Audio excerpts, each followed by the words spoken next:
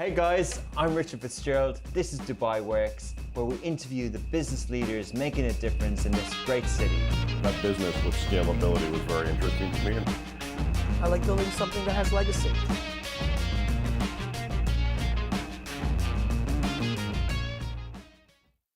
Good morning, welcome to Smashy Dubai Works. This week I have the pleasure of being joined with the CEO of Flash Entertainment, John Lickrish. Flash Entertainment is a renowned global events company, but it's a local and regional success story. Ever since its first event in 2007, it's gone on to bring some of the well-known and most followed and most attended events in the region, global artists. They have over 400 events, 5,200 event days, and they brought 8.5 million smiles. I'm going to ask John how they've calculated all those, but I assume it's all the people that have come through to the events. They've been recognized with industry awards, over 60 awards, and as we'll discuss, their breadth and the length of what they cover is a lot more than we would know as well. So good morning, John. Good morning. How are you? I'm very good, thank you. You're working. I assume that you're not at Do Arena right now, like your backdrop. Yeah, no, I'm not. Sitting with 30,000 people. No. You're working at home. Yeah, I've been here since. Actually, I traveled to London the beginning of March and had to do a 2-week quarantine after that, which new regulations had come in. But soon after, I think I made one day to back to the office, and we decided to just work remotely. And then, of course, we had the orders that came just after that as well. So, yeah, it's been 2 months and I don't know, just 7 days. Over 2 months. Yeah, and we're in Ramadan as well now. So, but how have you found working from home? I've seen from online that you've attended virtual events yourself. You've been speaking, so it looks as if things have continued quite well. Yeah, at the beginning it was a bit hectic. We'd actually implemented a lot of remote systems because of just business continuity and emergency response, and we were finishing the testing of that. So it all came, in very good time. I think at the beginning, most people were just doing tons of calls, and that was just meeting after meeting after meeting, and you couldn't get in touch with anyone throughout the day because they were already pre-booked. But after a couple of weeks, and I started noticing I was having the same conversations with people over and over again. We kind of thinned out the meetings and gave people more opportunity to actually help deliver output as opposed to just pontificating, as we like to say. Interesting. So that's been working really well. Our teams are fairly independent. As events go, you have to be fairly disciplined because you have a fixed date that you work from. The show must go on is a great saying, and when the band arrives, the event arrives, whatever that might be, the show has to happen one way or another. So we're kind of used to working, as we function under a matrix organization, but also very independent by departments and people getting things have to get done. So it was just, it's been a good transition, and I think there's a lot to learn from it. We're definitely traveling less, even locally. You can waste 2 or 3 hours just going to and from meetings during the day. So the productivity, I think, is way up, and I'm seeing some very good first generation ideas that are coming out. People are being a little more creative and being able to put time into the areas that we started off doing, which we just don't seem to ever find the moment to get back to. Interesting. You mentioned a kind of a term that we've hear more and more lately called business continuity planning, and that might fall under the remit of a CEO. How much of that, you kind of alluded to that a company like an events company needs to have that as part of its operations in general, but we now assume that that's just for working from home, but of course business continuity planning needs to cover a lot more things. So with the testing, and it's amazing that you're working on that quite timely, and not amazing that we've had to use it so quickly, but so what goes into a business continuity plan strategically? Well, business continuity plan is actually very detailed, and it's quite time consuming to develop.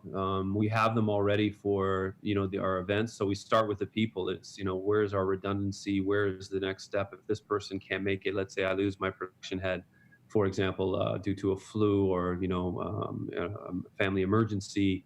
You have to have someone else to step up to be able to take over those functions, and we need to know who to go to in those cases. So that was where it first starts is within the specific functions of the individual employees. Then it moves obviously into the departments, and really who's tasked with what and which department could take over if we have a much bigger problem, like an outbreak of a flu. And I don't want to refer to anything more serious than that, but flu, people get sick, and food poisoning, whatever that might be. How is that department's function taken over? Where is the redundancy there? And then obviously it goes into the company or into a specific event where if there's a catastrophic failure in the power systems, what is the next step there? Do we go to backup generators, or is there a redundancy power line we can use that comes from the grid? And it goes on to if we have a major fire in the office, what do we do? If we have a Formula One Salam event, how do people function there? So we have remote offices that we can work from. Cloud system obviously is what we're using now, where we can access files and we can complete our day-to-day tasks, especially around events, because a timing of the internet going down, or the fire in the office, or departmental disruption could affect whether we could deliver an event or not. And these are sometimes massive events like the Pope's visit, or the Asian Cup, or the Formula One, or tennis. So we've been kind of operating loosely on this since we started. We always have an event manual that we work from, and knowing who's in charge of what, and then who is the next person in charge is very important for the team. But it's much broader than that when we get into these situations, and being able to function on a day-to-day basis, and then working towards our annual kind of goals and plans on what's happening next year. So that's where we're at now, is really the remote office. But it's a major incident that we're dealing with, and there's a lot of outcomes that obviously are very negative. And going into not only the resolution of those things, but future planning is really important in what we're kind of managing now. So it's a very in-depth process. Yeah, it does sound as if everything's been thought through and worked out. From clouds to remote offices. Not that I'm surprised, but it's just such, I alluded to it at the start. It's like a global company. Everything is thought of per se, and well established for something that's, for Flash Entertainment, which is kind of in the early stages of its second decade in operation. Can you talk about the vision from the start, how it came about, how the journey has gone in the last 12, 13 years? Yeah, I mean, really, the beginning was, it was a friend of mine who I went to university with, who was working here and working at Mubadala, asked me about doing events, and I'd come out to visit, and he was saying, we really need to start doing events here. We have all of this infrastructure that's going to be coming up in the next 10 years. And also there's an economy that can be built around major events, and, the entertainment industry in general. And already bringing up some of the venues to international standards, and all the systems and processes that go around that. You have to start somewhere, and you can't just start out by developing a Formula One track and then everything that goes with it. So we were kind of the precursor to that, and it turns out that I had a major life-changing incident 2 or 3 days after I came to visit, where I had a serious life-threatening injury, and it took me about 1.5 years. And in that 1.5 year time, they were continuing on this path, and they invited me to come out to support a Justin Timberlake booking that they had done and deliver that first concert. Wow. It was such a success that I ended up getting a job in Mubadala, and then doing Bon Jovi. Then from there, I was seconded to the Executive Affairs Authority, which is a government entity who oversees the Formula One, 2454, New York University, Temkeen, and Injazat, et cetera, and developing really this plan. And the plan was to how do we kickstart the events happening in Abu Dhabi, and the infrastructure within the industry, which is supporting our suppliers and finding gaps in the marketplace, as well as some of the typical government regulations and codes that need to be established, like health and safety, capacities, food and beverage kind of guidelines, state-of-the-art ticketing, transportation, and logistics operations. All of these things were basically non-existent. So developing that was really kind of our first phase, and we went to a plan to do a series of events over a 12-month period. And from there, we had just started seeing other opportunities to grow the business. The FIFA Club World Cup, I've worked on that in 2008 and helped develop the plans. And there was an organization that was built to deliver the event.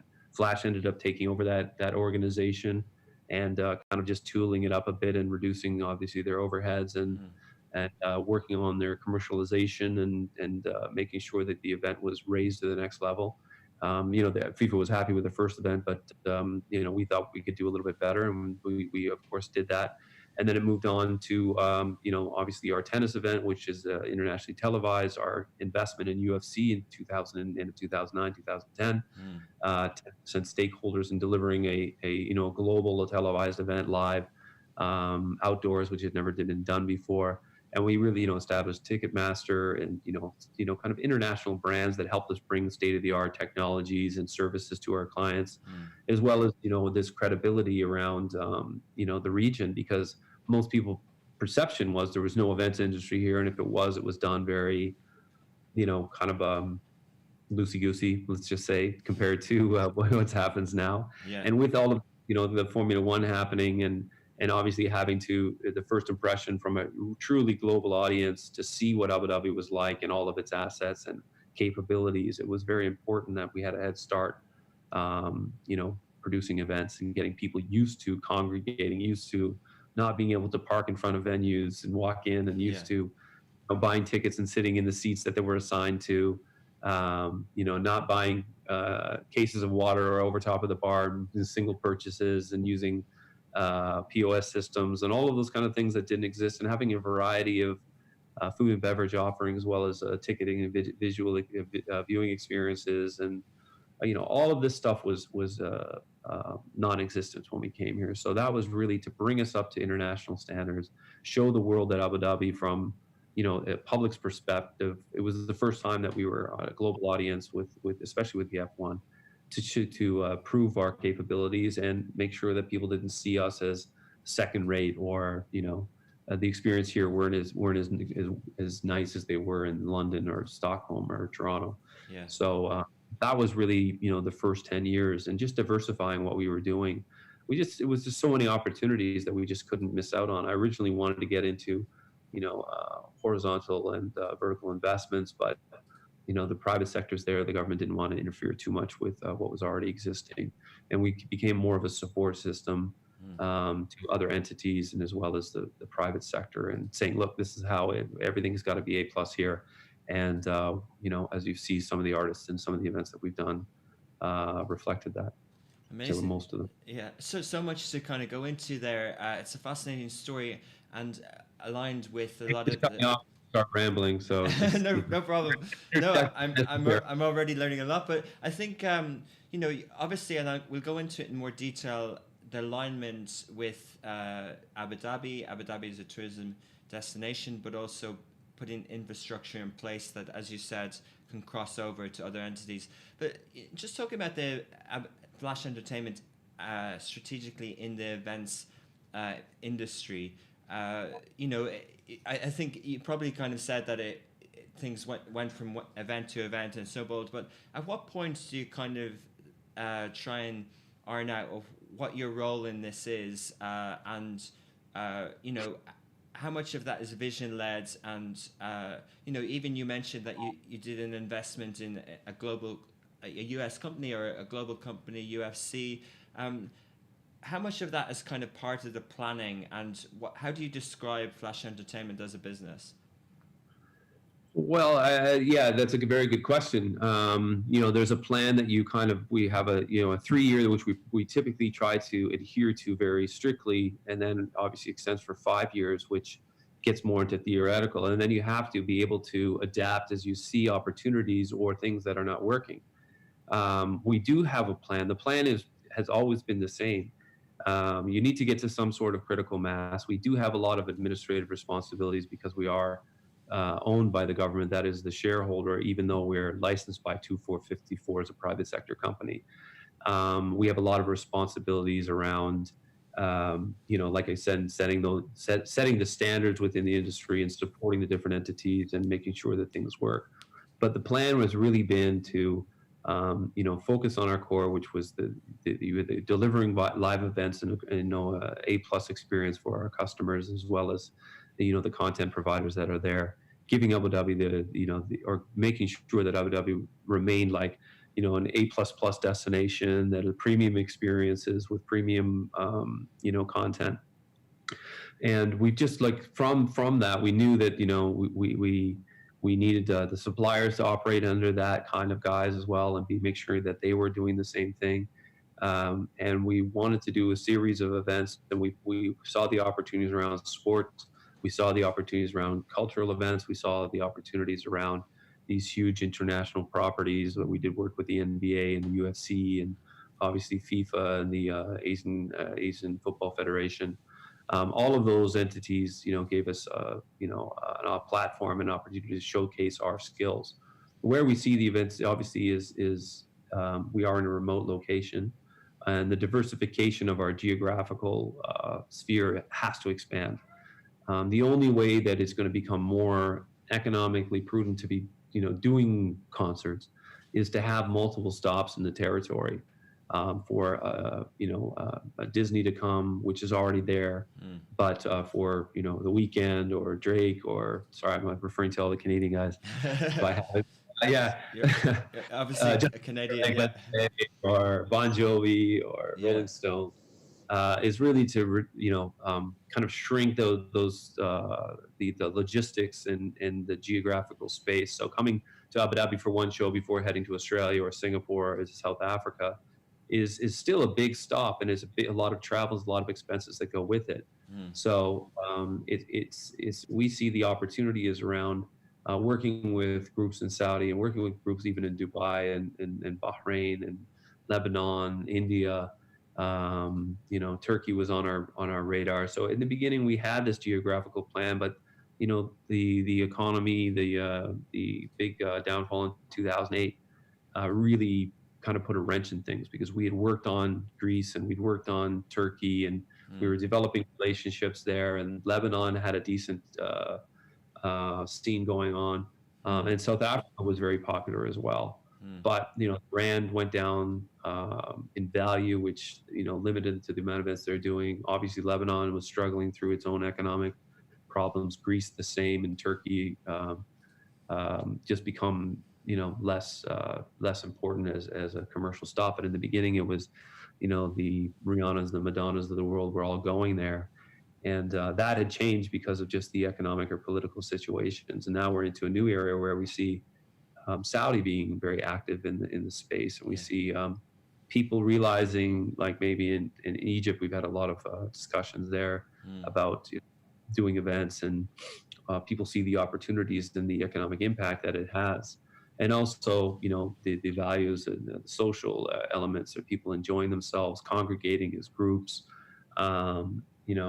just having some pride in your city. Believe it or not, these are all things that we've researched, that people have come back to us and said that feels that's what events feel to them. So we were now back into the next 10 years, and that geographical expansion is important, and finding the right partners in those different territories are there, like we are, for the long term. I think a lot of people didn't believe that Flash was here going to and be part of the fabric and the society as an institution, as it has become. So sorry to interrupt, just to touch on that, I think people see flagship brands in this region across the different industries, whether it's national airline carriers, Etihad or Emirates, and what you're describing, and as people become more familiar with the Flash story, for global brands like FIFA and Formula One, who are owned by listed companies, to choose Flash as their partner, and then for you to create your own IP, whether it's the Mubadala World Tennis event or the Mother of the Nation events, which are local concepts but have global standards. Yes. It kind of, it shows the ambition there. And just touching on that, what's your preference personally and also business-wise? Is it to create the IP of the events here for the region, for the world, or is it to partner as well with global events? Well, I think that it's a combination of the two things. I mean, it used to be just pure partnerships and just emulating what was happening in other markets. I think that for us to be successful is really creating, using those international brands, their experience globally, their connections into, content or sponsors or, distribution, depending on what particular product you're talking about, and then creating something that's unique for the region. I think we have a very I know we have a very diverse population. We have different tastes and different things. I mean, people might like a Beyonce show, but if you're doing something like Ya Salam, where we have Arabic artists and we have Filipino artists and Indian artists and Lebanese artists, there's something for everyone. And we really wanted to cater that product to the local population, where just recreating something that happens. I mean, first of all, they didn't have a Formula One entertainment program that was centrally coordinated in any city. So we were the innovators in that space. I mean, we saw that as an opportunity back in 2008, saying, well, why don't we have a centralized, coordination where there's one entity running with all of the events, and it's in focus and supporting the Formula One, also exposing the cultural elements of Abu Dhabi. Because when you go to a Formula One in Abu Dhabi, you want to have the Abu Dhabi experience. You don't want to, even if you're an international traveler from London or Los Angeles or Germany, you don't want to come here and have the same experience you'd have in your home city. You want to be here to see something different. And it's about those experiences that people want to travel to Abu Dhabi. The track is amazing, and that's unique, and the sundown race is unique. But what else can you do? People travel in groups. They don't all have the same tastes, and creating an environment or creating a product that is very diverse and culturally, as well as and from an entertainment perspective, was really important. So going back to your point, we do see the value in creating IP and partnering with some international recognized brands, but doing something unique that Flash could put its flair on. And a lot of the discussions we have, and we did this with the Club World Cup. I mean, we really tried to do something different in 2010. That we were met with a lot of resistance from FIFA at first. They're very limited. They have a formula, and they like to just cookie cutter that everywhere they go. It turned out a very positive. It was funny because the guy who was in charge of the Club World Cup back in 2009 and 10 just texted me in